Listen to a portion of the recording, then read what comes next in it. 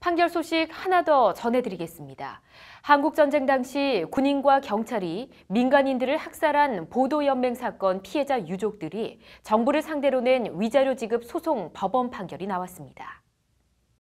한국전쟁 발발 직후 당시 경남 울산에서 군인과 경찰들이 이 지역 국민보도연맹원을 불러 모은 뒤 장차 인민군에 동조할 우려가 있다는 이유만으로 사람들을 집단 총살했습니다. 비슷한 일이 남한 전역에 걸쳐 자행됐습니다. 이른바 보도연맹 학살 사건입니다.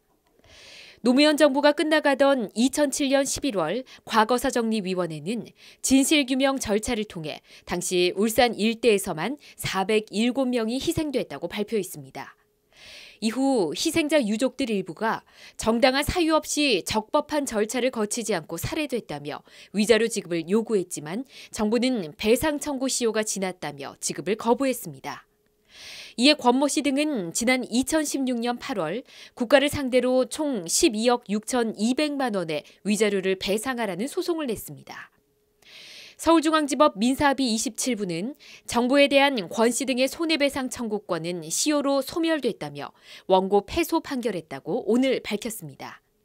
매우 특수한 사정이 있어 소멸 시효 기간을 연장하는 게 부득이한 경우에도 불법 행위로 인한 손해배상 청구 기간은 아무리 길어도 민법에서 규정한 단기 소멸 시효인 3년을 넘을 수 없다는 것이 재판부 판단입니다.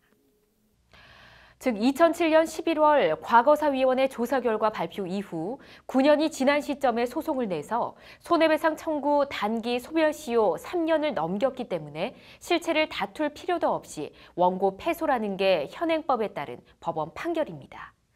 고 김근태 의원의 부인 인재근 더불어민주당 의원 등이 국가범죄에 대한 소멸시효 폐지를 골자로 하는 법안을 추진하고 있는데 결과물이 언제쯤 나올지, 나올 수는 있는 건지 궁금합니다. 오늘의 판결이었습니다.